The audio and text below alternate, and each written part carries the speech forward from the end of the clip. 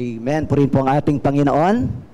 Ayan. Good morning po sa bawat isa sa atin. Sa Panginoon po ang lahat ng papuri, lahat ng pasasalamat sapagkat tunay nga po na napakabuti ng ating Diyos, na patuloy po tayong sinusustain, iniingatan.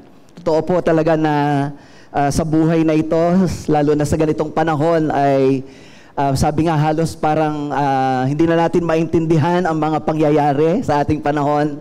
Pero ang mahalaga po, kapag ang ating buhay ay nasa Panginoon, siya ang bahala sa atin.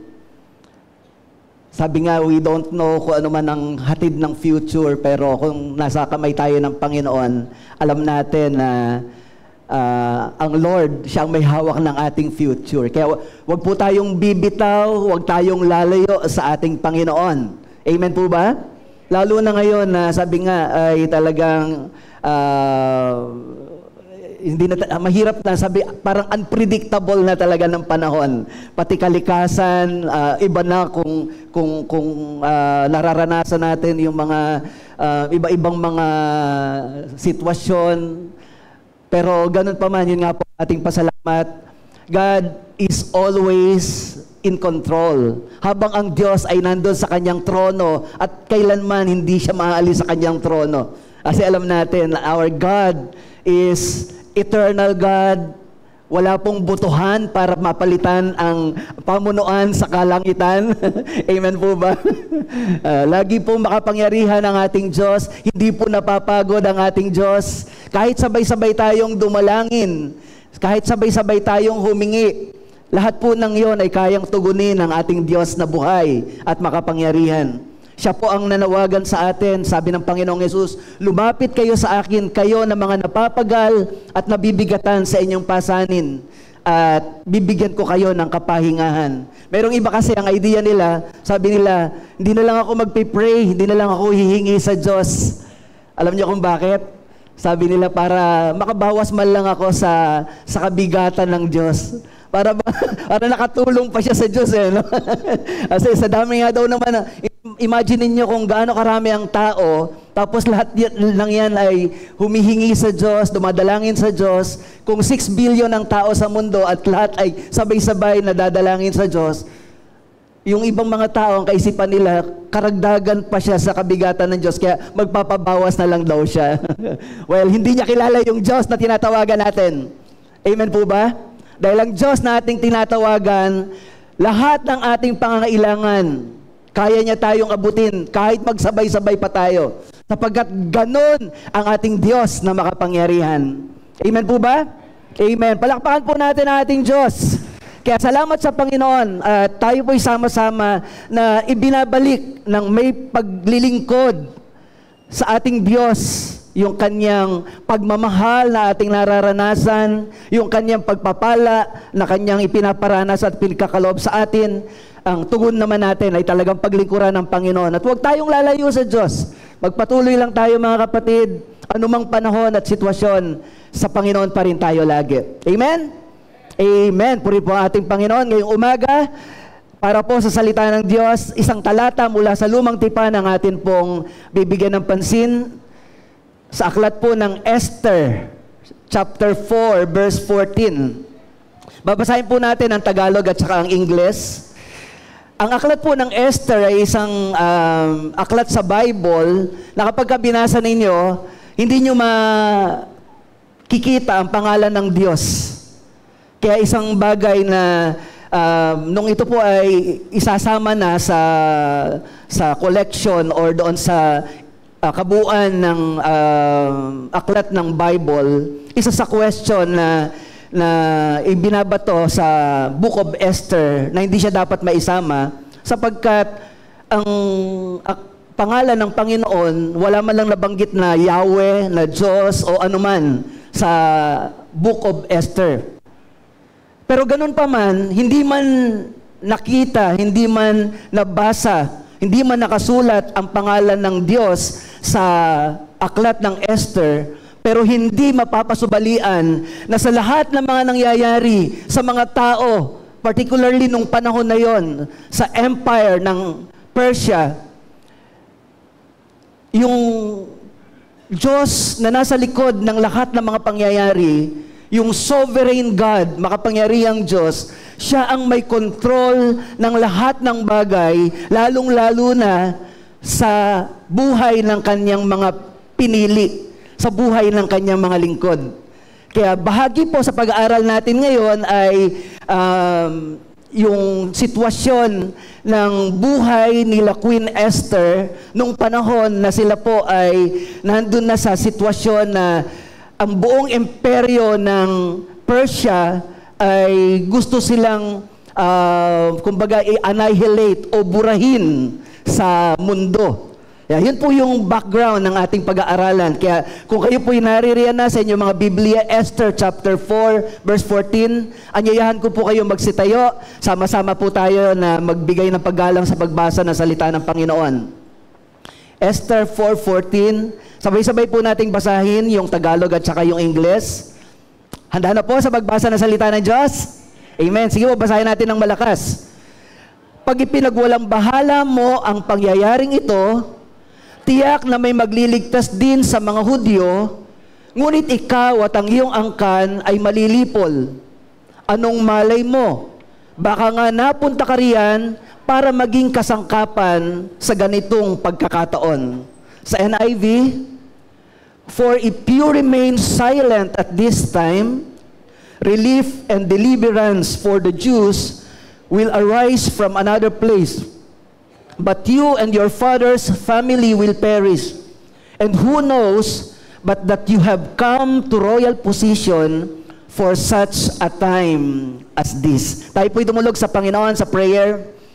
Hallelujah, we honor you, God. Hallelujah, we recognize your greatness. We recognize na ikaw ang Diyos na buhay. Hindi ka namin nakikita. Ngunit hindi itong katotohanan na ito, Panginoon, na hindi ka nakikita, ay hindi nababawasan. Yung katotohanan na ikaw ay Diyos na laging makapangyarihan, na ikaw ay Diyos na buhay, totoo, at gumagawa sa lahat ng sitwasyon ng aming mga buhay. At mapapanaligan namin, O Diyos, ang iyong mga pangako sa bawat isa sa amin. At ang aming buhay, Panginoon, alam namin, ikaw ang mayroong hawak. Kaya Lord, I pray, O God, sa pamamagitan po ng iyong salita na amin pong sama-samang pagbubulay-bulayan sa oras na ito. I pray for your spirit of wisdom, O God, to be upon your servants, Lord, at maging sa iyong lingkod, Panginoon, na maghahayag ng iyong salita. Sa oras pong ito, Ama, dalangin ko po, pangunahan mo kami ng iyong banal na spirito. I pray, Lord God, for spirit of alertness sa iyong mga lingkod, Panginoon, na makikinig ng iyong salita, sapagkat alam ko po, Diyos, na pinagpala mo na ang iyong salita para sa iyong mga lingkod, O God, na sasamba sa iyo sa araw na ito. Kaya naman, tanggapin mo, O Diyos, ang aming pagbabalik ng papuri, pagbabalik ng pasasalamat, dahil alam namin, ikaw po ang aming Diyos na mabuti. Lahat ng mga tuhod ay luluhod, lahat ng mga labi ay magsasabi na ikaw ay Panginoon sa ikaluluwalhati ng aming Ama sa kalangitan. Kaya tanggapin mo ang aming papuri at pasasalamat in Jesus' mighty name. Everybody shout aloud, Amen. Amen. Ako po na po kayo, purihin po ang ating Panginoon. Amen. Ngayong umaga po ay may kinalaman po sa prayer at saka fasting ang ating bibigyan ng pansin. Thank you. Okay, salamat po. Okay, magandang umaga po. Gusto lang po nating i-recognize sa atin pong kalagitnaan ang atin pong panauhin. Nandito po Tito Lunch, ano to? Pascual. Ayan, nandito po ba? Lunch Pascual. Ayan, palakpakan po natin ang Panginoon sa buhay po ni, ayan, salamat po, Kuya. Ayan. Salamat po at kagalakan po namin na makasama po kayo sa gawain na ito ng pagsamba sa Panginoon. Amen. Well, ito pong bahagi ng banal na kasulatan natin po pinag-aaralan, katulad po ng sinabi ko po sa inyo. Si Queen Esther, para po sa mga familiar na po sa bahaging ito ng banal na kasulatan, si Esther po na sa panahong ito ay naging reyna na, bagamat siya ay orphan, Inihanda siya ng Panginoon para sa natatanging gampanin, bagamat orphan, pero itinaas siya ng Panginoon hanggang doon sa posisyon na siya po ay maging reyna. At nung siya po ay maging reyna, dumating sa sitwasyon na meron pong isang tao na ang pangalan po ay Haman. Dahil po si Mardoqueo na kanyang tiyuhin ay hindi po nagbibigay ng paggalang dito po kay Haman. Itong si Haman po ay nagpupuyos ang galit kay Mardoqueo at nadamay pa po ang ibang mga Hudyo. Kaya ninais po nitong si Haman na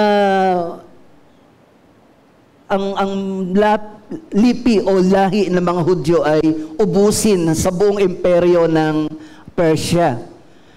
At doon sa ganong kalagayan, bagamat si Esther sa panahon na ito, siya po ay reyna, pero powerless siya.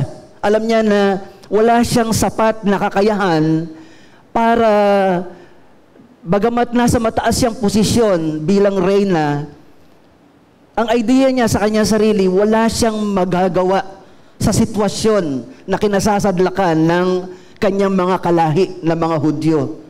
Kaya nilapitan siya ni Mardoqueo at sinabi sa kanya ang sitwasyon ng mga Israelita na sila any moment ay actually January that time at darating yung December, silang lahat ay malilipol kung walang gagawin si Esther.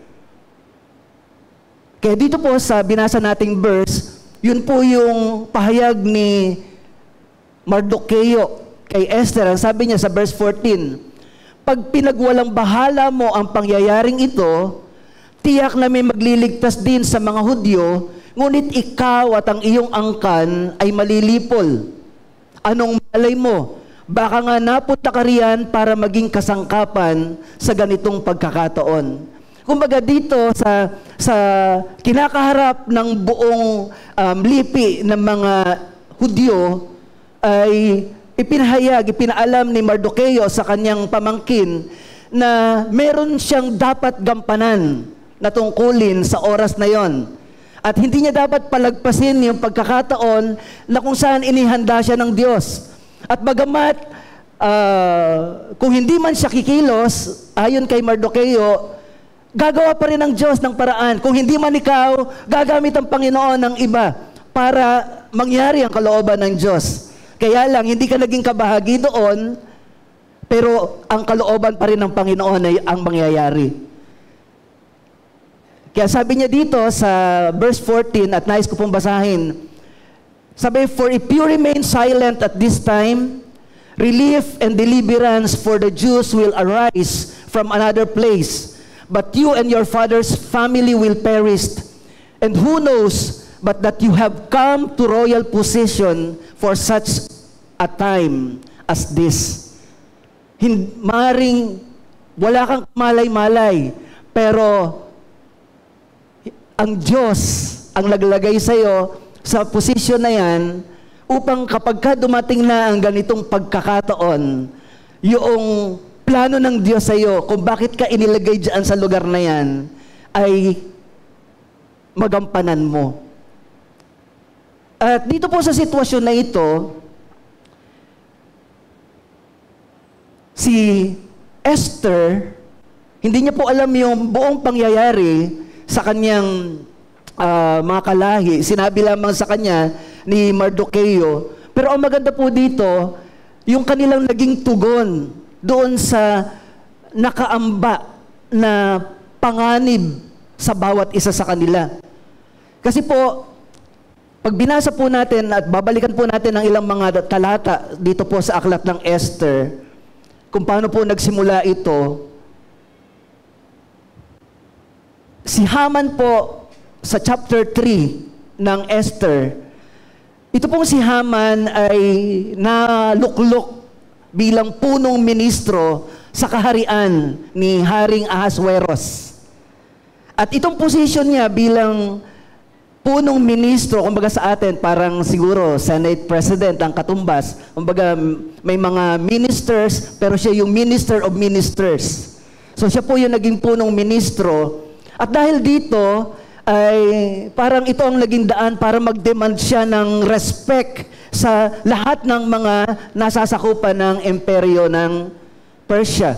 Sabi po ng verses 1 and hanggang 3 ng Esther, pagkatapos ng mga pangyayaring ito, itinaas ni Haring Aswero sa tungkulin si Haman na anak ni Hamedata, isang Agageo. Ginawa niya itong punong ministro. Lahat ng tauhan sa patio ng palasyo ay yumuyukod at nagbibigay galang kay Haman bilang pagsunod sa utos ng hari. Ngunit si Mardukeo ay hindi man lamang yumuyukod. Tinanong siya ng mga tauhan sa patio, bakit ayaw mong sundin ang utos ng hari? So, kahit na po mayroong utos ang hari na lahat ng nasasakupan ay dapat yumuko sa punong ministro, karamihan po ay halos lahat yumuyuko maliban kay Mardukeo. At dahil araw-araw napapansin po ng mga ibang tauhan na halos si Mardukeo lamang ang hindi yumuyuko, kaya kinakausap siya ng ibang mga tauhan. Kaya sabi po dito sa verses 4 hanggang 6, araw-araw ay sinasabi nila ito sa kanya, ngunit ayaw niya makinig. Kaya isinumbong nila si Mardukeo kay Haman para tingnan kung ano ang gagawin kay Mardukeo, sapagkat sinasabi nitong siya'y Hudyo. So ang dahilan ng kanya ng hindi pagyuko ni Mardukeo kay Haman, ang sabi niya, ako ay Hudyo. Yun ang reason. Nang mapatunayan ni Haman na hindi nga nagbibigay galang sa kanya si Mardukeo, sumilakbo ang kanyang galit. Lalo siyang nagalit nang malaman niyang Hudyo si Mardukeo.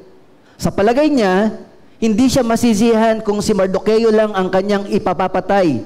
Kaya umisip siya ng paraan upang maipapatay ang lahat ng Hudyo sa sakop ni Haring Aswero.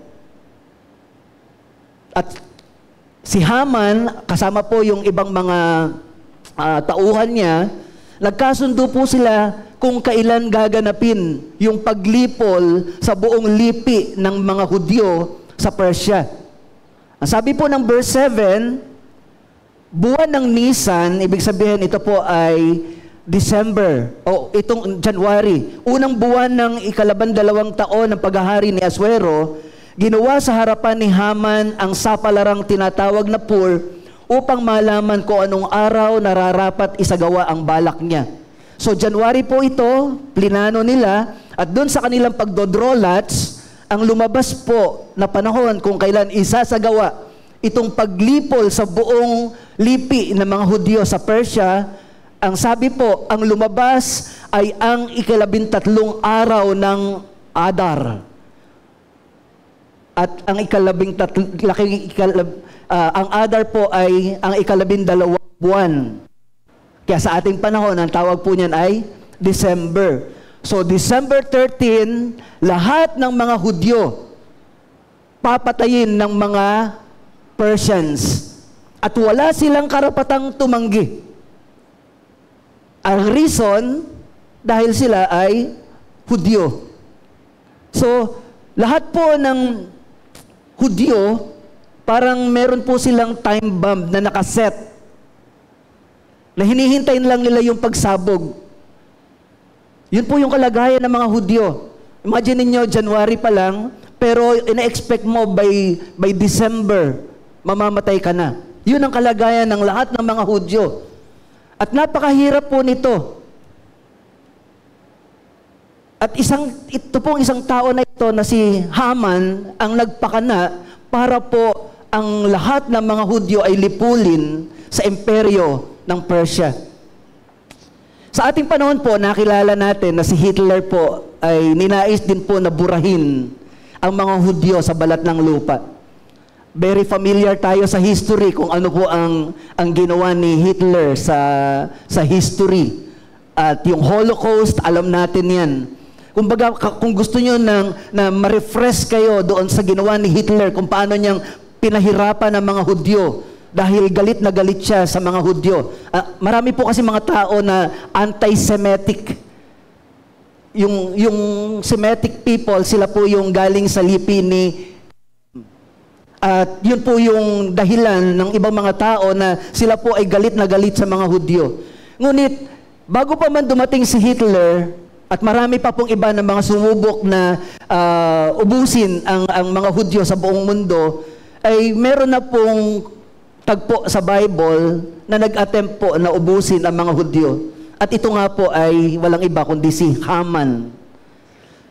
Ninais po niya na burahin ang lahat ng mga Hudyo sa listahan. At hindi lamang basta mabura sa listahan, kundi ang ibig sabihin po nito, kailangan silang mamatay. At ang reason, dahil mayroong isang Hudyo na hindi nagbigay galang sa kanya bilang punong ministro.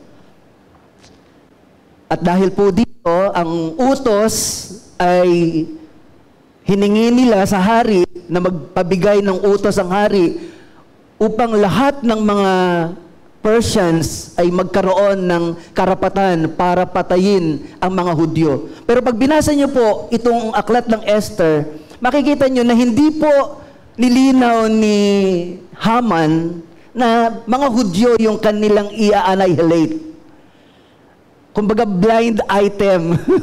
Hindi ho talaga specific na sinabi. Kaya yung hari ho ay pumirma.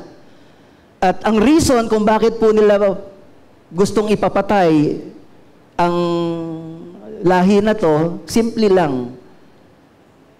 Yung pagiging Hudyo. Yun po yung simpleng dahilan nila. At ang mabigat po sa batas na ito, nung panahon po nung imperyo sa Persia, kahit nung panahon pa po nila Daniel, pag nagbigay po ng ganitong utos ang hari, kahit ang hari, hindi niya na pwedeng baliin yung kanyang natakdang utos. Kaya, ibig sabihin, kailangang i-implement ito. At ito po yung content ng utos ng hari sa Esther chapter 3 verses 13 hanggang 15. Ang nilalaman ng liham ay isang utos na patayin ang lahat ng Hudyo. Bata at matanda, lalaki at babae, at samsamin ang lahat nilang ari-arian. Isasagawa ito sa 13 ng Adar. Bawat lalawigay padadalhan ng sipi ng utos para makahanda ang lahat sa araw na nabanggit. At ipinahayag sa Susan na siyang kabisera ng Persia ang utos ng hari. Ang mga lalawigan naman ay kaagad dinalhan ng kanilang sipi. Masayang nagiinuman ang hari at si Haman, samantalang gulong-gulo ang buong Susan. So nagdiriwang si Haman kasama yung hari, samantalang yung mga Israelita na papatayin, gulong-gulo ang kanilang mga isip. Pero mga kapatid, dito ko po natin itutuon yung ating pag-aaral sapagkat sa kabila po ng mabigat na sitwasyon, sabi nga doon sa verse 14, for such a time as this. Dumating sila doon sa mabigat na sitwasyon ng kanilang mga buhay. Anytime, papatayin sila, nakahanda ang mga kalaban para puksahin sila. Hinihintay na lamang yung tamang panahon para mangyari ito.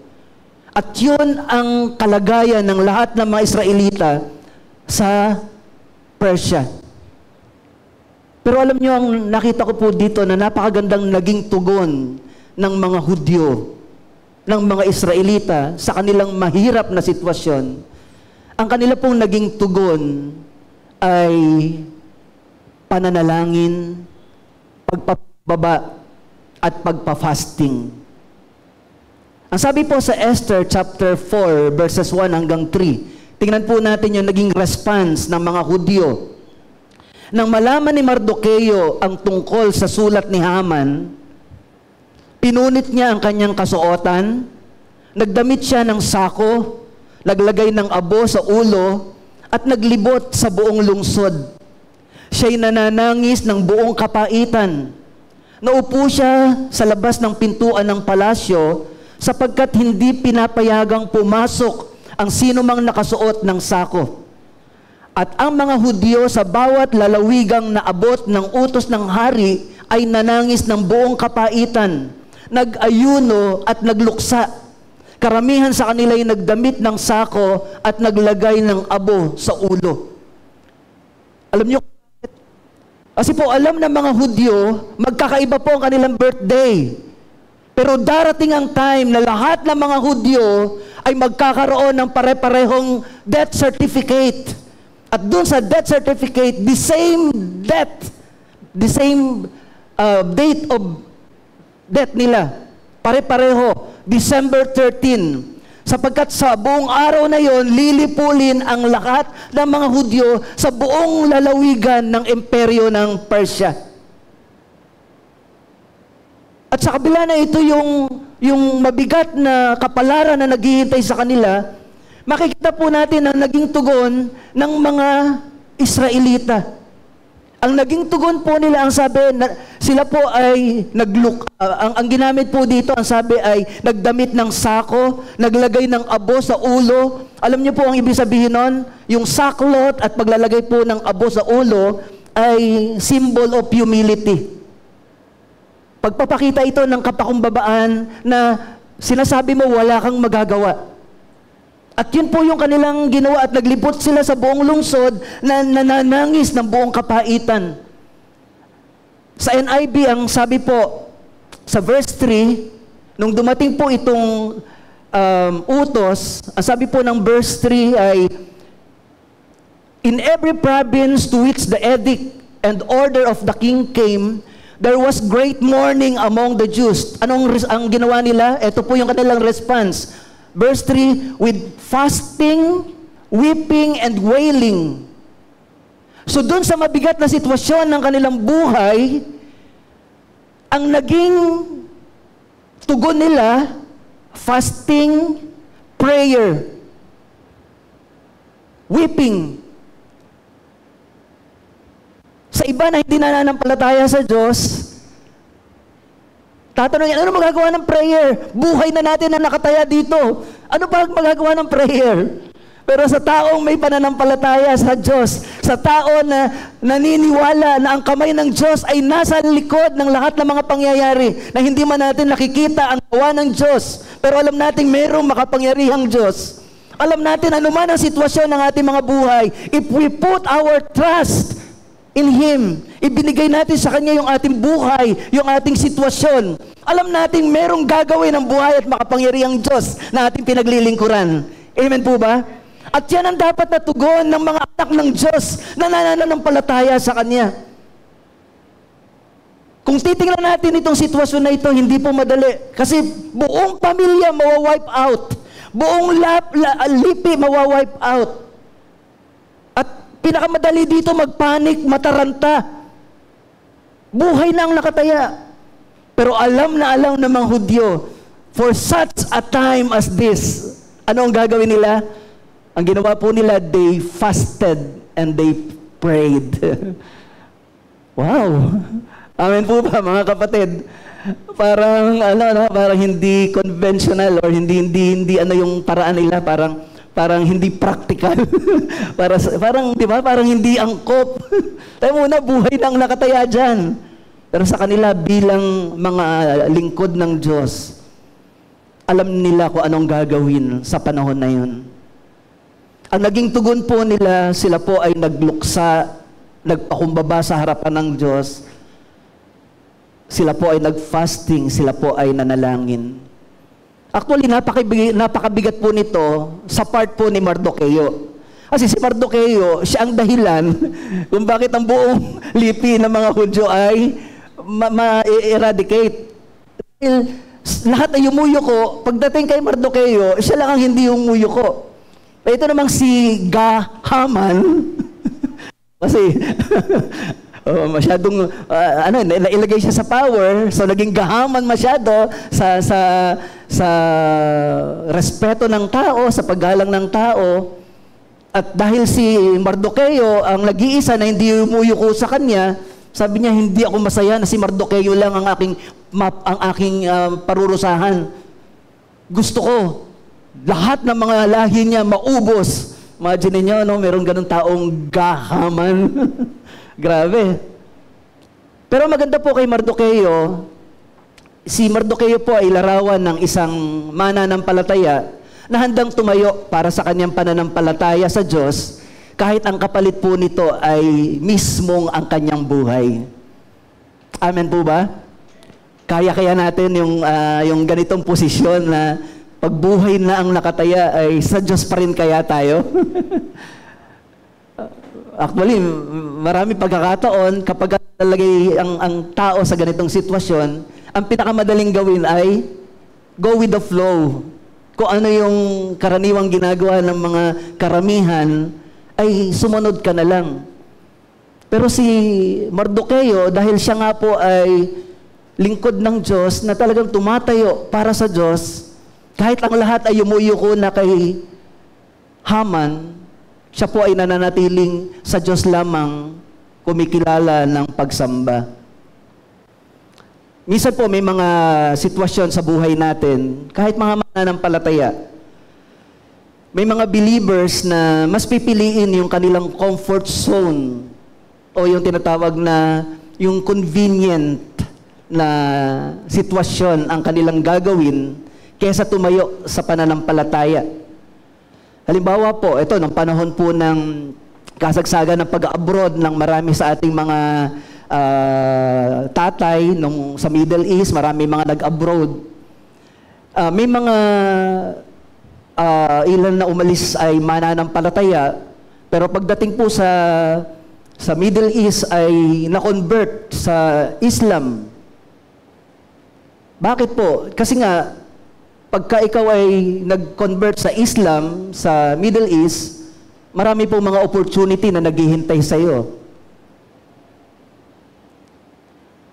At pag na-convert ka sa Islam, bukod doon sa mga opportunities, dahil pareho na kayo ng pananampalataya, bukod doon sa opportunities, meron pa silang monetary reward bilang token na ikaw ay nag-convert sa kanila.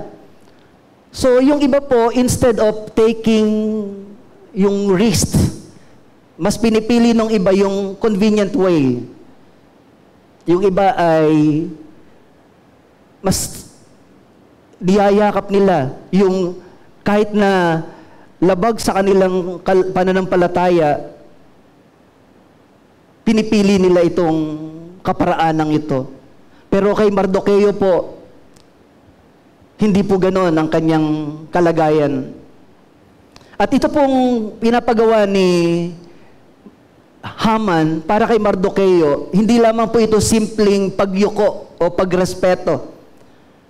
Kay Mardoqueo, alam niya na ang hinihingi ni Haman ay isang paraan ng pagsamba, sapagkat masyado na nga siyang mapagmataas. At si Mardoqueo bilang lingkod ng Diyos, alam niya na ang nararapat lamang sambahin ay ang ating Diyos na buhay. At dahil nga sa pagtangging ito ni Mardoqueo, ang lahat ng mga Hudyo ay nalagay sa panganib. Any moment, mauubos sila sa imperyo ng Persia. Kaya dumating yung panahon na narito siya ngayon sa harapan ni Esther. Actually, hindi sila nagkausap ng personal. Itong pag-uusap nila ay sa pamamagitan ng emissary. Andun si Mardoqueo sa gate ng palasyo at si Queen Esther naman ay nasa kanyang kwarto or sa kaharian. So nakita ni Esther na ang kanyang tito ay nandoon at nakasaklot. Nagtaka siya. Bakit ganon? Wala siyang kamalay-malay sa utos ng hari. Wala siyang kamalay-malay sa mangyayari sa kanyang lipi.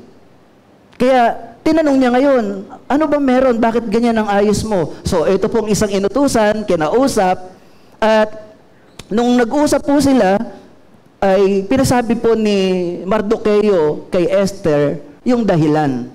At ito nga po yung kapahayagan ni Mardoqueo sa pamamagitan ng emissary na sabi niya, maaaring akala mo, dahil hindi alam ng hari na ikaw ay isa ring Hudyo, Maaring hindi ka malipol dahil hindi pa alam ang iyong katayuan. At kung hindi mo sasamantalahin yung pagkakataon na binigay sa iyo ng Diyos na hindi mo alam, malay mo, kaya ka nailagay sa mataas na posisyon para ikaw ang gamitin ng Diyos para magligtas sa lipin ng mga Hudyo. Pero kung hindi ka man kumilos ayon sa nararapat na disenyo ng Diyos sa iyo kung bakit kanya inilagay sa destiny na yan, okay lang.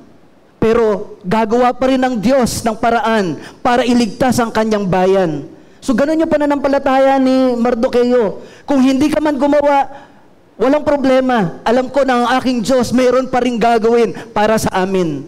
Pero itong tingnan mo, malay mo na kaya ka nailagay sa posisyon na yan sapagkat meron kang dakilang kapalaran, meron kang isang bagay na gagawin na nasa iyong kamay at ikaw ang inaasahan ng Diyos na gagamitin niya sa pagkakataon na yan.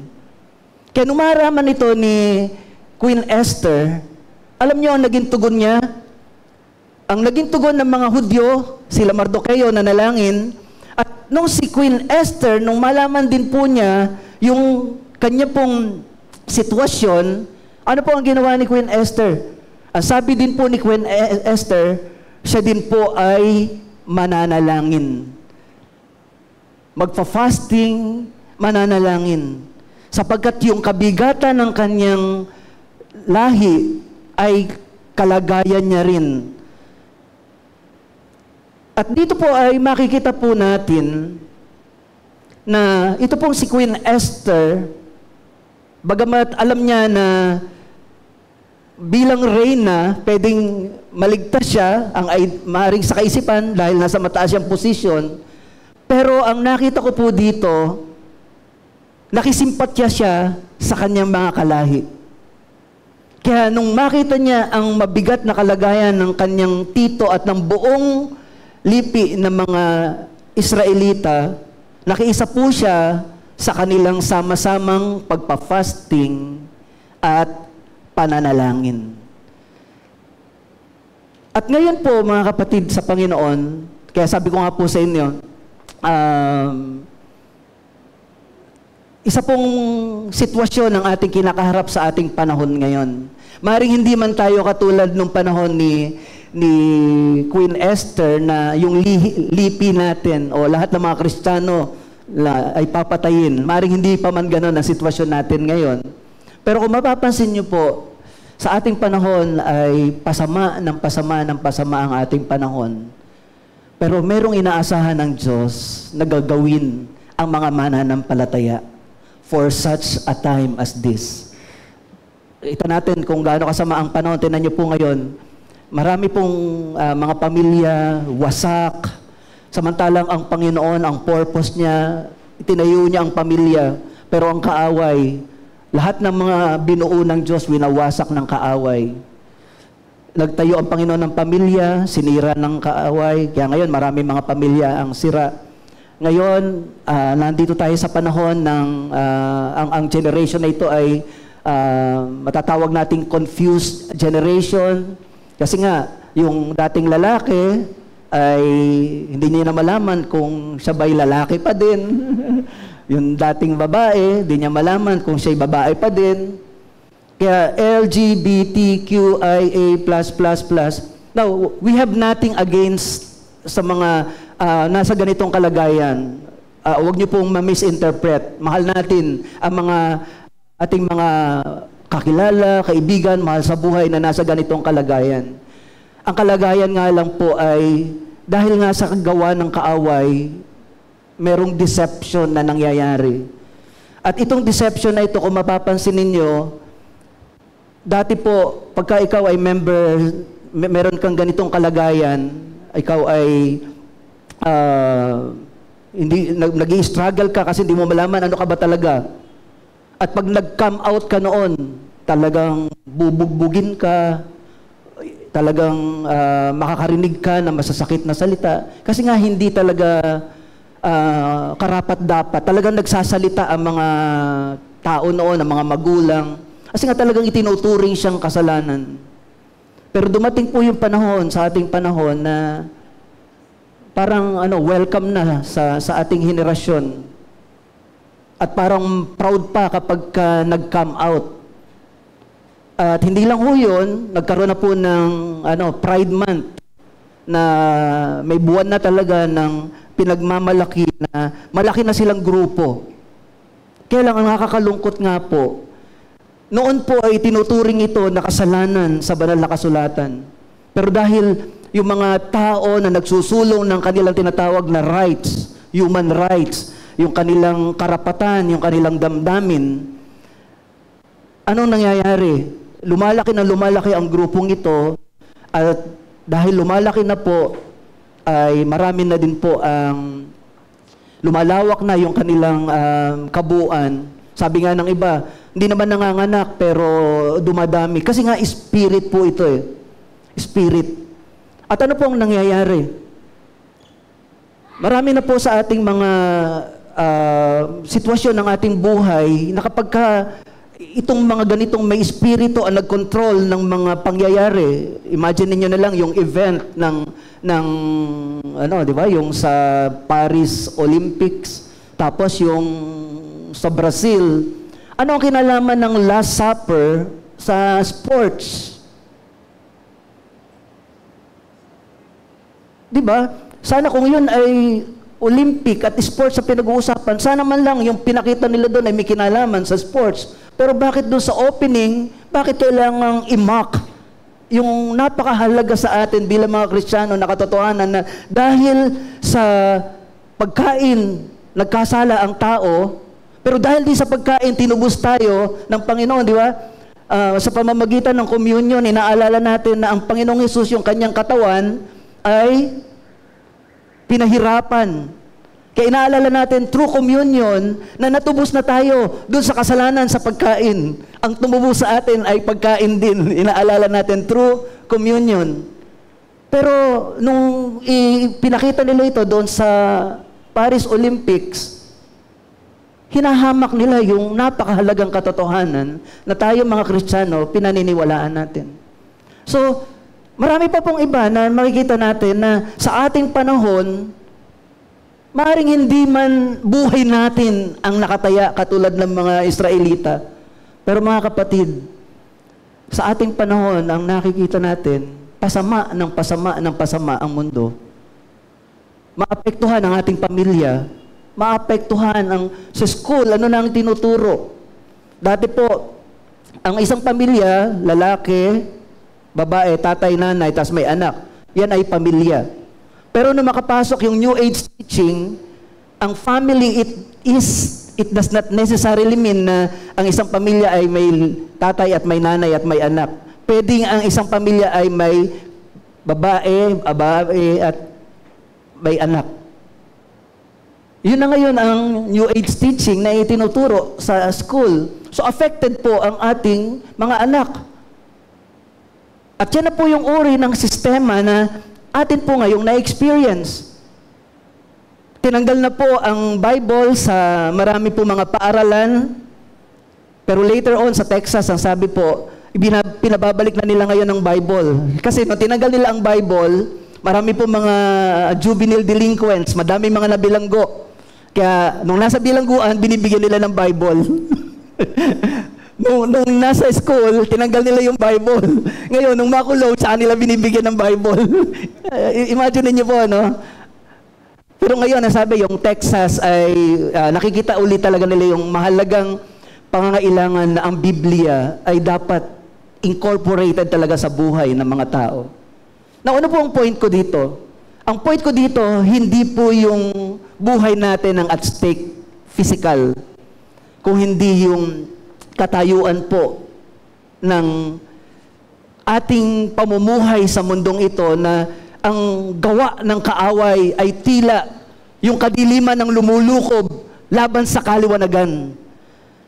At ang tanong, for such a time as this,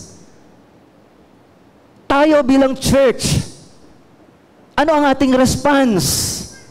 Ano ang ating ginagawa sa mga nakikita natin itong panahon na ito? Ano ang naging response nila Mardukeo? Ano ang naging response nila Esther? Ano ang naging response ng mga Hudyo? Ang kanila pong naging response ay pananalangin.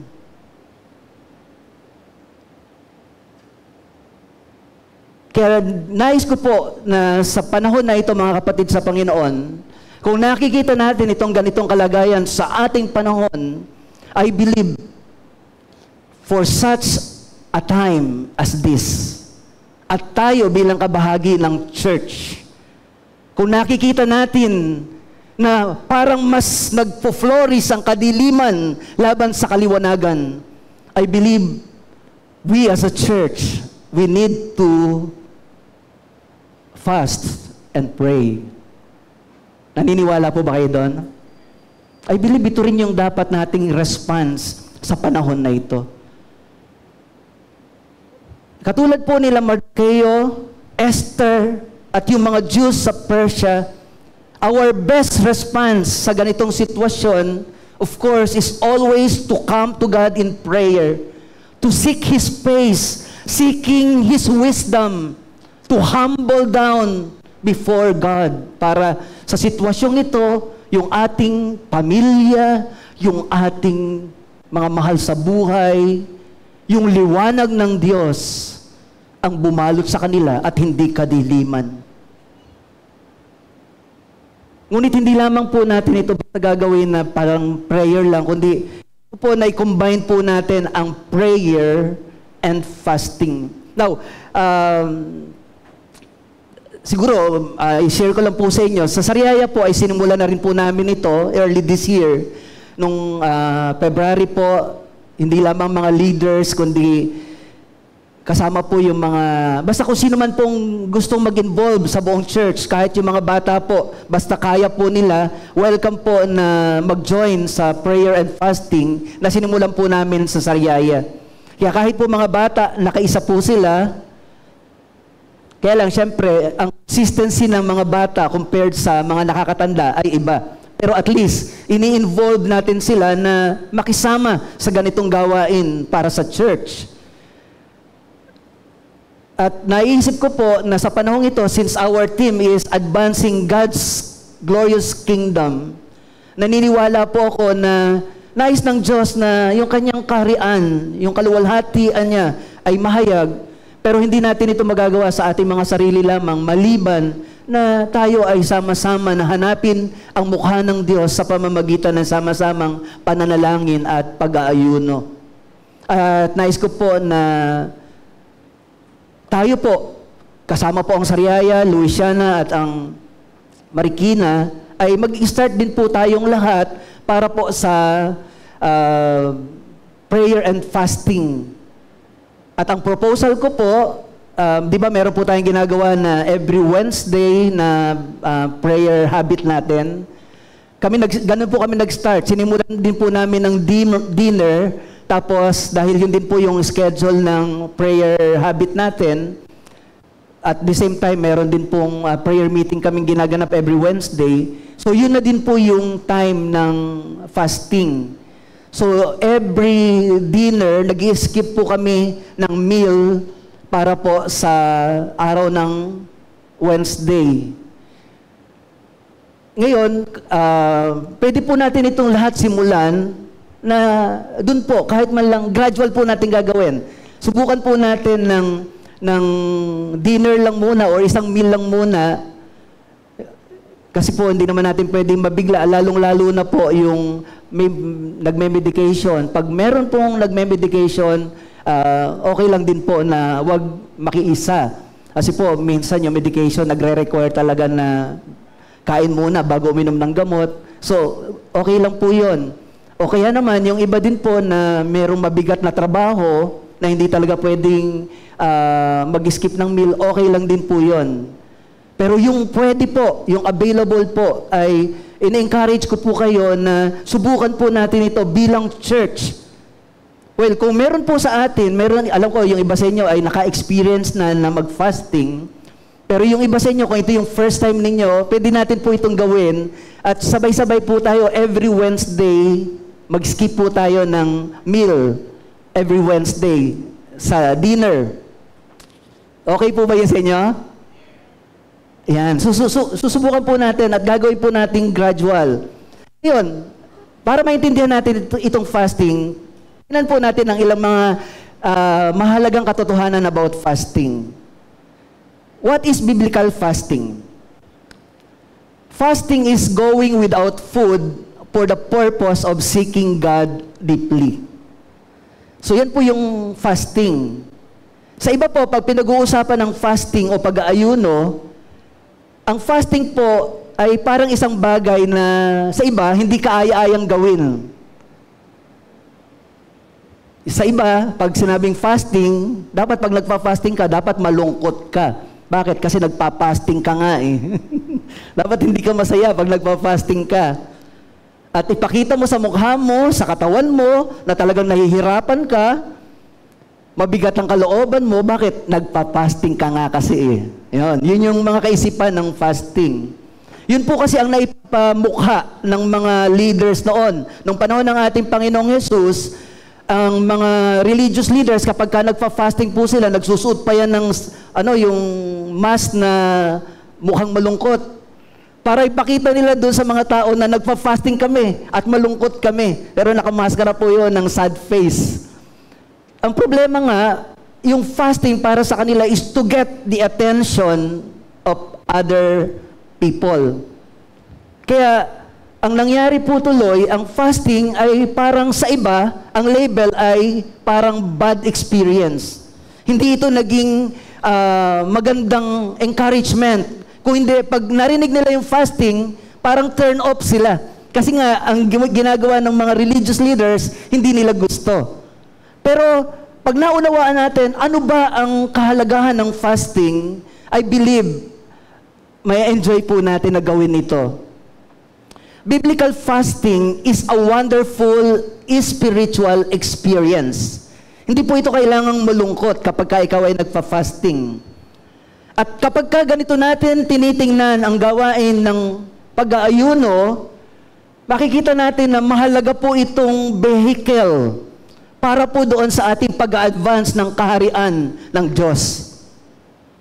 So, ibig sabihin po, lilinawin ko po, ang fasting ay hindi lamang po basta skipping of meals for dietary purpose. Pag sinabing biblical fasting, ang ibig sabihin po nito is, ang purpose mo, kaya ka nagpa-fasting, is for spiritual reasons. For spiritual purposes. Nagkakaunawaan po ba tayo doon? Hindi lang po ito yung mag-skip ka ng meal kasi ang idea mo para sa health benefit. Well, totoo naman po, maraming mga health benefits na dala ang pagpapasting. Kaya, double po ang mahihit natin. Yung spiritual purpose nangyayari and at the same time, yung para sa health benefits, nagkakaroon din ng lugar. Kaya lang, hindi po yan ang concern ko ngayon sa ating pag-aaral patungkol sa fasting. Kung gusto niyo po na malaman kung ano yung mga mahalagang benefits ng pagpapasting sa health, ay marami po kayong mga reliable na experts na pwede niyong i-search, marinig niyo sa kanila kung gaano ba kahalaga ang fasting. Marami po silang mga ituturo. Pero sa ngayon po, ang aking purpose is fasting, yung biblical na kaparaanan. Now, ang mga Hudyo po ay very familiar sa fasting. Kumbaga, ito po ay ilang mga truths patungkol sa fasting. Sa mga Jews, ang fasting po ay way of life nila. Well, dahil hindi naman tayo mga Hudyo, so hindi dahil way of life nila ay gusto natin maging Hudyo, kaya ginagaya natin. Hindi. Ang ginagaya po natin ay yung spiritual purpose. Para sa kanila po, para sa mga Hudyo, fasting is humbling before God. It is seeking God's face intensely and deeply. Ang mga Hudyo, they fast during the week. Lucas chapter 18 verse 11 and 12, ang sabi, tumindig ang mga Pariseo at pabulong na nanalangin ng ganito, O Diyos, nagpapasalamat ako sa iyo pagkat hindi ako katulad ng iba, mga magnanakaw, mga magdaraya, mga mangangalunya, o kaya'y katulad ng publikanong ito. Pasinin niyo po ang patotoo niya. Verse 12, makalawa akong nag-aayuno sa loob ng 1 linggo. Hindi lang to isang skip ng meal. Pag sinabing makalawang nag-aayuno, pinag-uusapan dito, araw talaga. 1 day na fasting or 2 days na fasting. Pero dahil nagsisimula po tayo, subukan lang po muna natin yung pag-skip ng meal. Makikita din po natin truths about fasting. The Lord Jesus encourages fasting. Mateo 6:16, kapag nag-aayuno kayo, huwag kayong magmukhang malungkot tulad ng mga mapagpaimbabaw. So ito nga po yung sinasabi ko sa inyo. So ibig sabihin, ini-encourage tayo ng Panginoon. Huwag kayong gumaya sa kanila na nagmumukhang malungkot para makitang sila yung nagpa-fasting. Hindi. Sabi ng Panginoon, huwag kayong tumulad sa kanila. So, ibig sabihin, ina-encourage ng Lord, sabi, kapag nag-aayuno, hindi sinabing kung mag-aayuno kayo. Kasi if yun kung. Ito kapag. Ibig sabihin, talagang way of life nila, kaya ginagawa nila. At ina-encourage din tayo ng Panginoon to do the same. Sabi, hindi sila nag-aayos upang malaman ng mga tao na sila'y nag-aayuno. Sinasabi ko sa inyo, tinanggap na nila ang kanilang gantimpala. So the Lord Jesus encourages us to do fasting. Another truth about fasting, fasting is also a good weapon for spiritual warfare. Dito po sa ating passage na binasa at sa kabuuan po ng Esther, ano po ang ginawa ni Haman laban sa mga Jews? Sila po ay uubusin. Sa sobrang galit niya sa mga Hudyo, plinano niya na sila po ay i-wipe out. Pero ano po ang naging tugon ng mga Israelita? Prayer and fasting. So spiritual weapon. Hindi sila gumawa ng marahas na hakbang sa kanilang kamay, kundi ang naging tugon nila ay pananalangin at pag-aayuno. So, fasting is one weapon, good weapon for spiritual warfare. Also, in fasting, we are seeking the face of God intensely. Totoo po na kapag tayo nagpipray, hinahanap natin ang Panginoon, okay po yun. Pero prayer with fasting, mas nagiging intense yung ating paghanap ng kalooban ng Diyos. Yun po yung nangyayari. When we pray, alam natin tumutugon ang Diyos, but when we pray and fast, mas lalong pinapakita natin sa ating sarili na intensely and deeply gusto talaga nating malaman, maunawaan, Lord, ano ang kalooban mo? So yun po ang fasting. Also, in fasting, we do not twist the arm of God to get him do what we would like him to do for us. Kasi minsan, ang idea ng iba, meron kang gustong mangyari mula sa Diyos. Mag-fasting ka. Para bang pag nag-fasting ka, yun yung magiging daan para tugunin ng Diyos ang iyong panalangin, ang iyong naisin. Well, hindi po totoo yun. Ang fasting po, hindi po natin tinitwist yung kamay ng Panginoon na para bang binabaliti natin. Sige, pag hindi mo to ginawa, parang gano'n, o kaya kinikwelyohan natin ang Diyos. Binipilit natin ng Diyos. Hindi po gano'n ang ibig sabihin ng fasting. Ang totoo, in fasting, mas ina-align lang natin ang kalooban natin sa Diyos. Na kapag nakita natin, kasi siyempre pag nagpa-fasting tayo, mas, di ba, ang pagkain, connection natin sa laman. Fasting, prayer, connection natin sa Diyos. So, the more na kumakain tayo ng marami, mas malakas ang connection natin sa laman. Kaya kahit minsan nagsasalita na ang Panginoon, dahil mas busy tayo sa physical, hindi natin naririnig yung kalooban ng Panginoon. May pinapagawa na ang Diyos, di natin naunawaan kasi busy tayo sa flesh. Ngayon, kapag tayo nagpa-fasting, we deny the flesh. At ang ginagawa natin, mas nagiging stronger yung connection natin sa Diyos. Mas nagiging intense yung ating paglapit sa Kanya. Kaya ano nangyayari? Dinideny natin yung ating flesh, kaya ano nangyayari? Nagiging stronger yung connection natin sa Diyos. Nasusundan niyo po? Kaya yung pag-skip ng meal, isang bagay yon na hindi ka lang basta mag-skip, kundi talagang may prayer at saka may word. Kaya nalalaman natin, naa-align natin ang kalooban natin sa kalooban ng Diyos. Yun po ang ibig sabihin nun.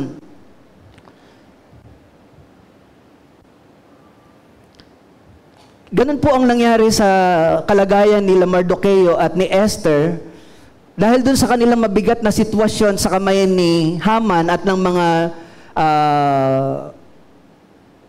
taga-Persia, ang agad na naging tugon nila Esther ay panalangin. Sabi po sa verse 15 ng Esther chapter 4, 15 and 16, dahil dito, ipinasabi ni Esther kay Mardoqueo, tipunin mo ang lahat ng mga Hudyo dito sa Susan at ipag-ayuno ninyo ako.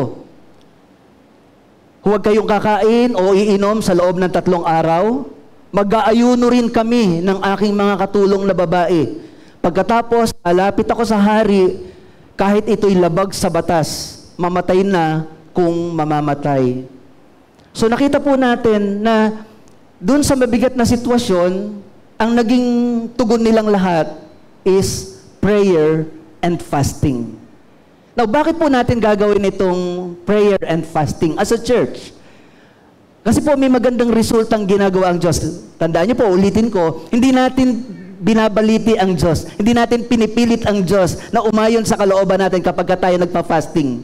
Pero dahil mas nakikita natin ang kalooban ng Diyos at nagiging maliwanag ang plano ng Diyos, gumagawa talaga ang Diyos. Mayroong mga tugon sa ating mga fasting. At tingnan natin yung naging result sa buhay nila Mardoqueo when they fasted and prayed doon sa kanilang sitwasyon.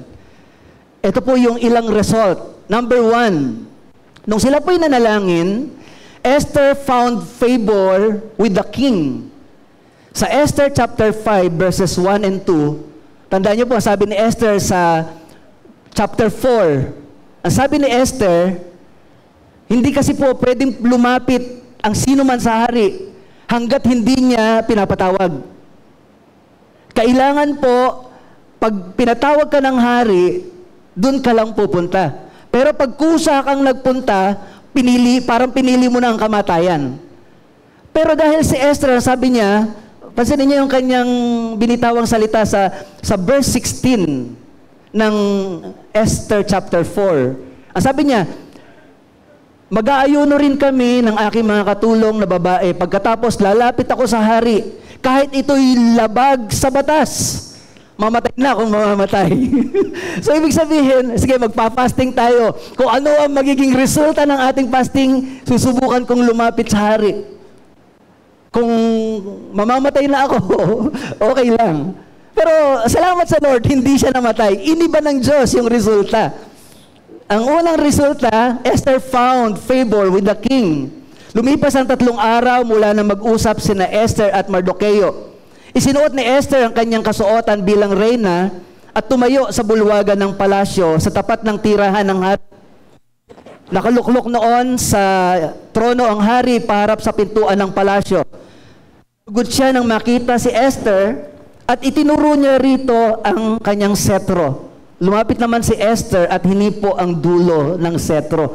Pansinin niyo po yung word, Nung makita niya si Esther, purihin ng Panginoon, nalugod siya.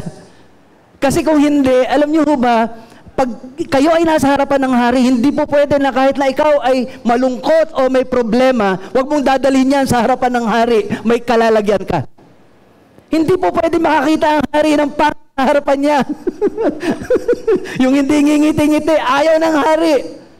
Pero minsan, ang lakas nating humarap sa Diyos, ang lakas ng loob nating humarap sa Diyos, na minsan hindi tayo karapat-dapat, humaharap pa rin tayo sa Diyos, sa pagsamba sa Diyos. Na, di ba, minsan mayroon tayong mga itinatagong kasalanan, haharap tayo sa Diyos, akala natin, tama po ba? Nagkakaintindihan po ba tayo? Alam niyo ba, sa pisikal, yung hari, alam niya, kung yung nasa harapan niya ay karapat-dapat, mabubuhay. Pagka hindi, pag sinabi niya, pwede niyang patayin. Paalaala po ito sa atin mga kapatid. How much more dapat kung tayo'y harap sa hari ng mga hari at Diyos ng mga Diyos, dapat pagharap tayo sa Kanya, lagi tayong karapat-dapat. Pero ang tanong, paano ba tayo magiging karapat-dapat sa hari ng mga hari kung tayo'y lalapit sa pamamagitan ni Kristo? The only way for us to be pleasing before God is when we come to God through His Son, Jesus Christ. Walang sino man sa atin ang karapat-dapat. Pero dahil si Kristo ay nasa atin, Hebrews chapter 4 verse 16, every time that we go to the presence of God, we are very confident. Tatanggapin tayo ng Diyos. Tatanggapin natin ang habag at biyaya ng Diyos sa panahon kailangan natin ito. Dahil tayo lumalapit sa Diyos sa pamamagitan ng ating Panginoong Yesus. Amen po ba? Yan, bawat isa sa atin, we are now acceptable before God. Hindi dahil sa mga ginagawa natin, but what the Lord Jesus did for us on the cross. Yan, palakpakan po natin ang Lord. Malayang-malaya na tayo makakaharap sa Kanya. Na kahit na may problema tayo sa ating buhay, sa ating puso, pag humaharap tayo sa Diyos na hindi tayo karapat-dapat, pag sinabi lang natin, Lord, sa pamamagitan ng dugo ng aming Panginoong Hesus, linisin mo kami. Tinatanggap na tayo ng Diyos. Hindi na tayo papatayin. Amen po ba? Because all of us, we found favor in God sa pamamagitan po ng ating Panginoong Yesus. The same na naranasan po ni Esther. Hindi siya karapat-dapat. Alam niya, nagbakasakali lang siya. Kung tatanggapin ako ng hari, so be it. Pero kung papatayin din ako, okay lang din. Ngunit napakabuti ng Diyos. After nung kanilang prayer and fasting, nung humarap siya doon sa hari, nakita ng hari, aba, teka, parang kakaibang reyna yung nakita niya. Si Esther ba to? Parang gano'n. Kumbaga, yun ay gawa ng Diyos. Itinuro niya si Esther, and ang sabi ng Bible, nalugod siya kay Esther. Amen po ba? So yun yung unang naging result. Dahil po doon sa kanilang sama-samang pananalangin. Secondly, God caused the king to be sleepless. Sa Esther chapter 6 verses 1 hanggang 10, hindi ko na po ipopost dyan, mahaba po, pero isi-shortcut ko yung chapter 10, chapter 6 verses 1 hanggang 10. Ito yung pagkakataon na naalala nung hari, hindi siya makatulog isang gabi, at naalala niya, merong nagligtas sa kanya sa pagtatangka ng 2 guard, papatayin siya. Pero merong isang tao na nagligtas sa kanya, pero nalaman niya na yun ay si Mardoqueo, pero hindi pala nila nabigyan ng parangal. So, pinabuklat niya yung aklat, dun sa panahon na hindi siya makatulog, ang sabi ng Panginoon sa kanya, kung gusto niyo, di ba hindi kayo makatulog? Ano ginagawa niyo kung hindi kayo makatulog?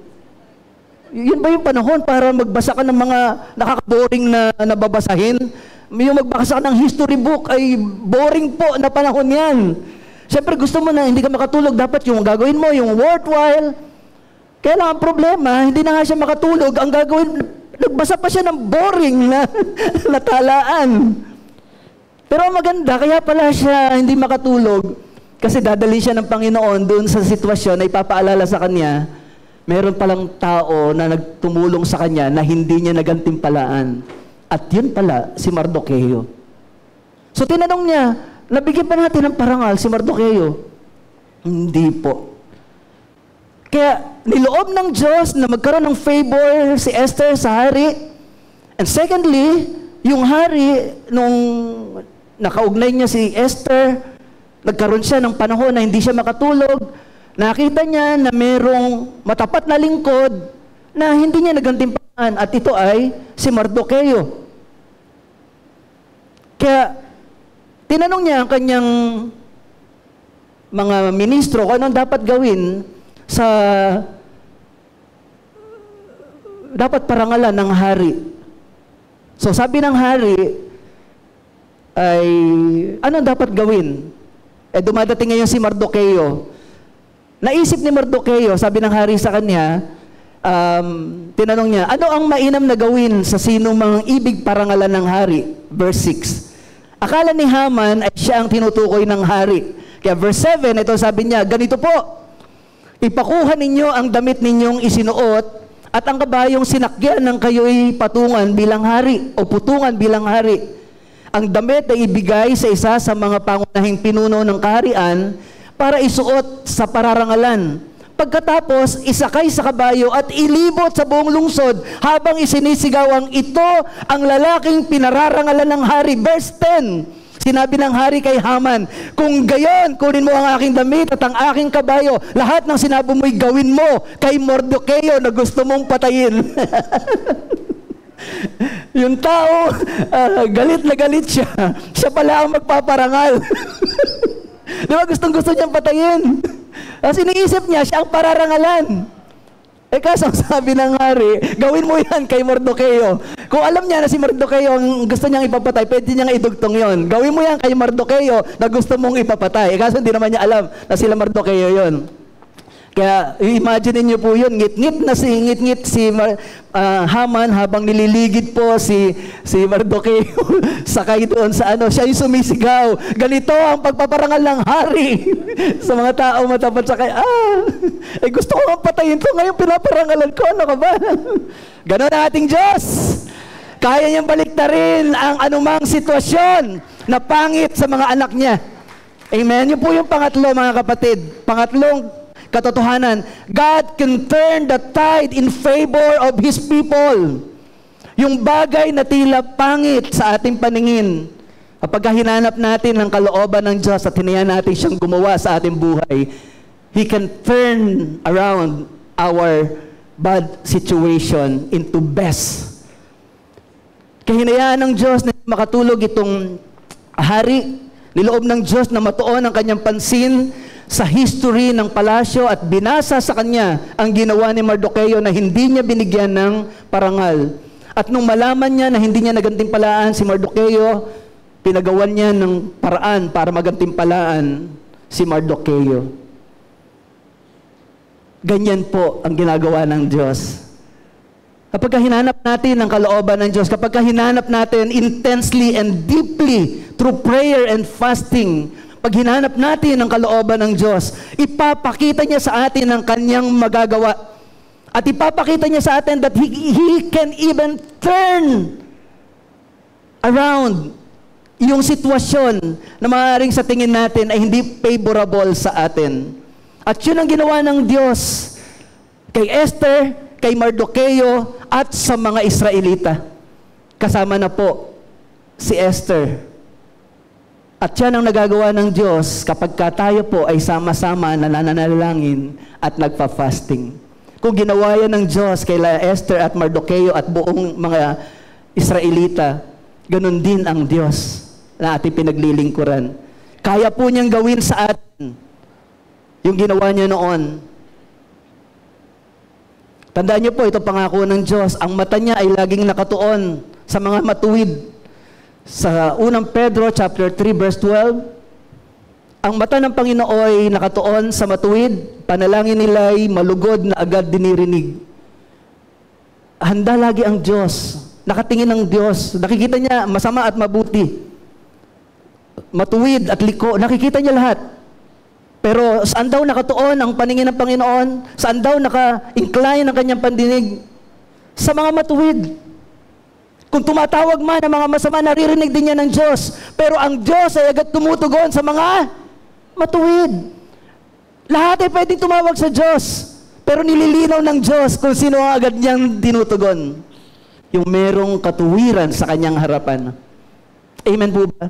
So when we are praying and when we are fasting, dahil intense at saka deep ang ating paglapit sa Diyos, definitely, God will hear our prayers. Ang sabi din po ng 2 Chronicles chapter 16 verse 9, for the eyes of the Lord reign throughout the earth to strengthen those whose hearts are fully committed to Him. Ang mata ng Diyos nagpaparoot parito sa buong sanglibutan upang hanapin at tulungan yaong mga taong tapat sa Kanya. So the eyes of the Lord runs to and fro. Sino hinahanap niya? Yung mga nananalangin, hinahanap ang Kanyang kalooban. Yung mga taong matuwid, yung mga taong tapat sa Kanya. Nakikita ng Diyos ang lahat ng tao, pero definitely meron siyang tinutugon at hindi tinutugon. At ang unang tinutugon niya, yung mga faithful sa Kanya. Hebreo chapter 13 verse 6, walang pag-agam-agam na masasabi natin. Sabay-sabay nga po nating basahin ng malakas. Ang Panginoon ang tumutulong sa akin. Hindi ako matatakot. Ano ang magagawa sa akin ng tao? Yung mga Israelita, si Mardoqueo, si Esther, alam nila malilipol na sila. Ang kamay nila ay para bang nasa kamay na ng mga tao. Pero napakatindi ng kanilang pananampalataya. Mga tao lang yan. Alam nila na mas makapangyarihan ang kanilang Diyos na pinaglilingkuran. Kaya tayo din sa ating panahon, pwede natin sabihin, walang kaagam-agam. Masasabi natin, ang Diyos ang tumutulong sa akin. Kung ang Diyos ang tumutulong sa akin, ano magagawa ng tao? Yes, may magagawa ang tao, pero mas mayroong magagawa ang aking Diyos. Mas makapangyarihan ang aking Diyos kaysa sa mga pakana ng tao, maging lang kaaway. Why?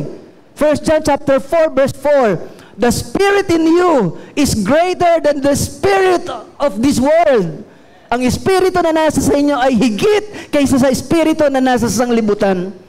Kaya yung confidence natin, nasaan? Sa Panginoon. Ang confidence natin ay nasa Diyos. Amen po ba? God can turn around every worse or bad situation na naroroon tayo. And God can turn it into a better message. No, nalagay ang mga Israelita sa isang pangit na sitwasyon. Pero dun sa kalagitnaan na yun, nag-fasting sila, nag-pray sila, mayroong ginawang dakilang gawa ang Diyos. Wow! Napakagaling ng ating Diyos. Palapakan po natin ang ating Panginoon. Hallelujah! Purihin po ang ating Panginoon. Yun po ang nangyayari. In fasting, we are aligning our will to the will of God. At kapag ang ating kalooban ay naka-align sa kalooban ng Diyos, pinangyayari niya ang kanyang mabuting kalooban para sa atin. Now, sa akin pong pagtatapos, gusto ko pong ipatotoo sa inyo ang naging resulta po ng sama-sama pong pananalangin at pagpa-fast namin sa Sariaya, Quezon. Sinimulan po namin ito at doon nga po namin muna kumbaga para bang pilot. Kasi yung iba, minsan mga leaders lang, pero this time ginawa namin, sige, involve natin lahat. Kung sino yung gustong sumama. Kaya pati mga bata po ay alam nila na mayroon fasting day every Wednesday. At ang isa po na nakita naming magandang result ng fasting and prayer ay yung katatagan sa pananampalataya. Marami po talaga, mula nung nag-start kaming mag-prayer and fasting, talagang doon pa lang bigla ay naranasan po namin yung iba't ibang pagsubok sa pananampalataya. At every Wednesday, nagkukwentuhan kami kung ano yung mga pinagdadaanan, ano yung mga patotoo. Kaya doon sa mga testimonies, naririnig namin yung iba-ibang mga trials na pinagdadaanan ng mga kapatid. Pero ang maganda po, dahil nga po na ipapanalangin at na ipapag-fasting, ang nakita po namin, may mga pagsubok nga, pero sa kabila ng mga pagsubok, mayroon pong kalakasan at katatagan na kinakaharap ang mga pagsubok na ito. Kaya napapagtagumpayan. At may isang leader nga po tayo doon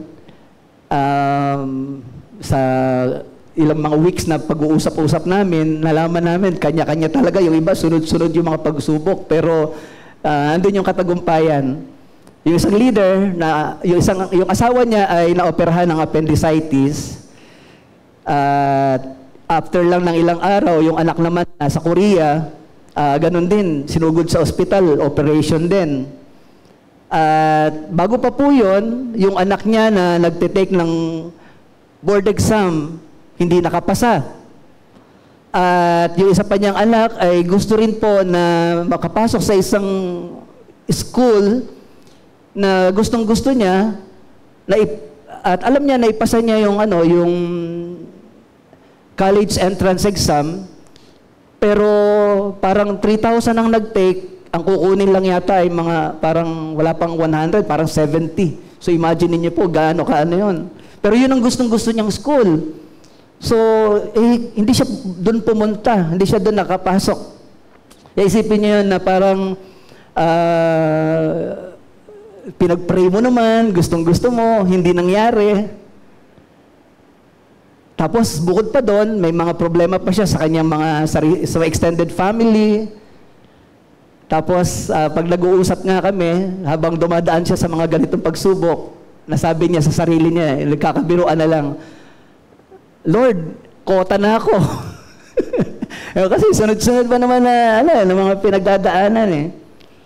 Pero alam niyo, nakita namin doon, kung hindi siya pinatatag ng Panginoon, baka isa or dalawa lang, baka bagsak na yun. Di ba minsan, di ba, pag hindi natin kaya, isa o dalawa lang, bagsak na agad tayo. Pero sabi ko nga sa kanila imagine niyo, ilan yan? Pero nakatayo pa rin kayo. Ibig sabihin, salamat sa Panginoon. Amen po? So, ganun po yung ginagawa ng Lord sa atin, na binibigyan niya tayo ng lakas doon sa mga pinagdadaan nating pagsubok para makayanan natin, para matapos natin. Hindi yung pag dumadaan ka sa pagsubok dahil mahina ka, bagsak ka agad. Hindi. Talagang tutulungan ka ng Panginoon para makayanan ng lahat ng sitwasyon. At yun po yung nakita namin doon as we gathered, nagpapanalangin kami, at ipinapatutuon ng isa't isa yung ginagawa ng Panginoon. At nakita namin na doon sa panahon na yon, binibigyan kami ng Lord ng katatagan at kalakasan. Kaya namin nagagawa napagtatagumpayan ang bawat mga sitwasyon. Kami rin po sa aming pamilya, di ba, pinatotoo ko nga po sa inyo, si Sweet, bigla-bigla na lang ay sa loob ng sa panahon ng internship niya, 10 months, 3 ER. Tatlong pagkakataon na napunta sa ER na very alarming kasi ang puso po niya ang kanyang laging iniinda. Mismong yung kanyang CI, yung clinical instructor, ay inalarm na kami dahil nagkaroon na pala sila ng ganong pangyayari. Ayaw na nilang maulit. So, pinatawag na po kami at pinapunta kami doon para i-pull out namin si Sweet. At dahil nga po puso ang kanyang kino-complain, ay talagang sabi ko medyo mahirap na kalagayan. Kaya ang ginawa lang po namin, talagang prayer. Di namin alam eh. Tapos we go with flow, pero pray, Lord, anong kalooban mo? Sa biyaya po ng Panginoon, naging favorable naman yung result na kumbaga kailangan lang talagang palakasin yung kanyang katawan. Marami siya mga test na pinagdaanan at sa biyaya ng Lord, hindi po problema yung puso. Kaya salamat, palakpakan po natin ang Panginoon. And by the grace of God, by October po, gagraduate na po si Sweet. Amen. Yun ang isang malaking favor ng Lord. So di ba minsan ganon, naglilingkod naman. Actually, si Sweet po, kahit po yan 7 o'clock ng umaga, may 7 ng gabi, 7 ng umaga ang labas sa hospital, tatakbo pa po yan from Tanawan to Sariaya, 3 hours travel. Kahit po patapos na yung service, pupunta po yan ng chapel para umattend po ng gawain ng Panginoon, kahit po puyat po yun. Kumbaga, kung pwedeng mag-complain si Sweet, Lord, alam mo naman yung ginagawa ko, naglilingkod naman ako sa iyo, pero bakit ganito? Pero ang naging response po namin is prayer. Ipagtiwala sa Panginoon yung sitwasyon. Nakita namin, talagang the Lord is doing great in our lives na kahit minsan hindi natin naiintindihan. Amen? And also, nung last week ng May, natatandaan ko po, nung kasagsagan ng bagyo sa Sariaya, nabulabog po yung mga halaman sa Quezon dahil talagang ang lakas po ng bagyo. Siguro yung mga lungga ng ahas ay nabulabog din. Paalis na po ako no, papunta nga kami, dapat kaming mag-anak ang magbabiyahe papunta dito dahil may general assembly po ang worship team. So nakagayak na po talaga kami the whole night, pero dumating po yung bagyo nung gabi at magdamag pong umulan. So, dahil malakas po ang bagyo sa Quezon, nag-decide ako na lang ang aalis, bagamat gustong-gusto ni Days na sumama. So, bago po ako umalis, ay kailangan po munang pumatay muna ako ng ahas. Imagine niyo kung wala ako doon, tapos sila Days ang nandun, babae. So, si Days nga, konting maliit nga lang na bulati, takot na ahas pa. So imagine niyo adventure yun, pumatay muna ako ng ahas, tapos pagsakay ko ng bus, parang adventure din. Kabi-kabila, bagsakan yung mga puno, kabi-kabila. Sabi, Lord, gawain mo naman yung pupuntahan ko, pero ang totoo, iniwanan ko po yung mga anak ko. Hindi ko alam kung ano mangyayari sa kanila. Bagsakan po ang mga puno eh. Kaya yung dinaanan din namin, bagsakan din ang puno. Di lalo na, nag-aalala ko, ano kaya mangyayari sa kanila. Basta ang alam ko, dadating ako sa gawain mo, Lord. Imagine niyo po yun. Dumating ako dito, alas 10. Dahil po, impossible na po yung mga lugar.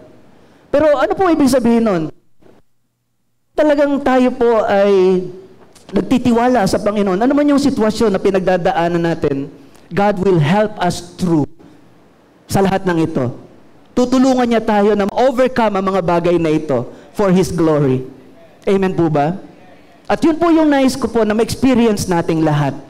Kung na-experience po namin ito dahil hinahanap po namin ang kalooban ng Panginoon, alam ko na pwede din nating ma-experience na to mention also, yung nangyari nga po na may ginamit ang Lord, yung sabi ko po sa inyo na parang namimigay lang ng candy, nung magkita kami, inabutan ako ng sobre, 50,000 pala yun para sa gawain.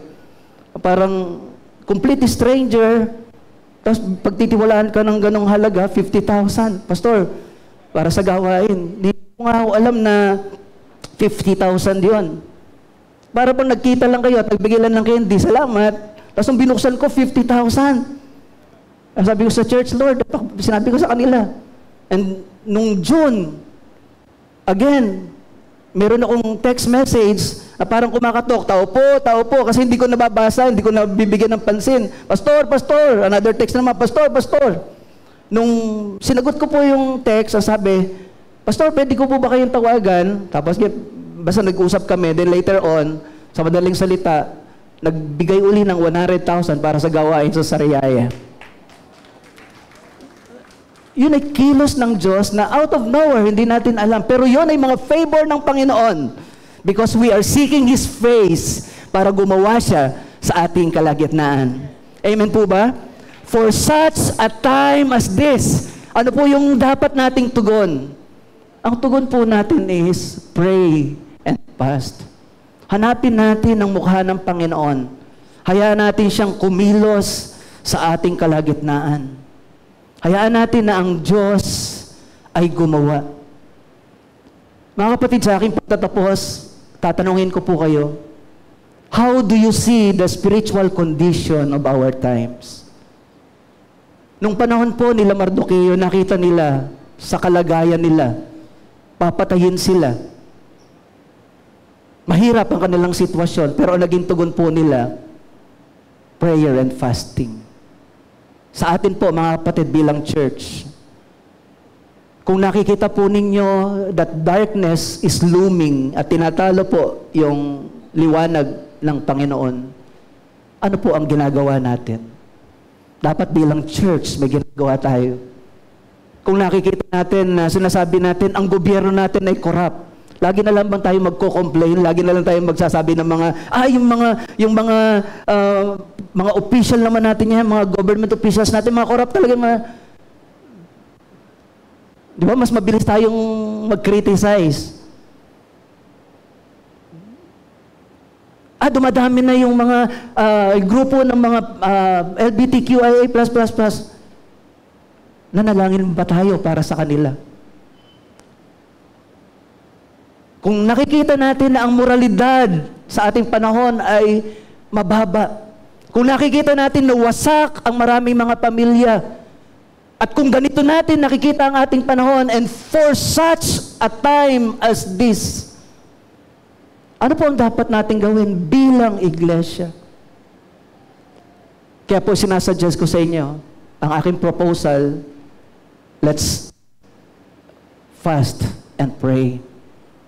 Let's give time para sa fasting and prayer. For such a time as this, naniniwala ako, ito naman ang kailangan nating gawin bilang church. Konting denial ng pagkain para sa ating flesh, para magkaroon tayo ng mas intense at deep na communication sa ating Diyos. Amen po ba?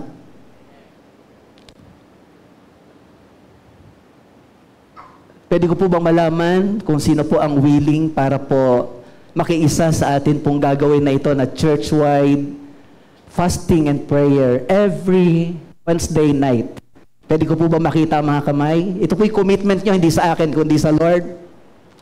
Ayan, salamat po sa mga nagtaas. Ayan. Salamat po. Commitment po natin yan sa Panginoon. Mga kapatid, katulad na sinabi ko po sa inyo, kung meron pong medication or medyo mayroong pwedeng makapigil sa inyo na valid para hindi kayo mag-fasting, okay lang po.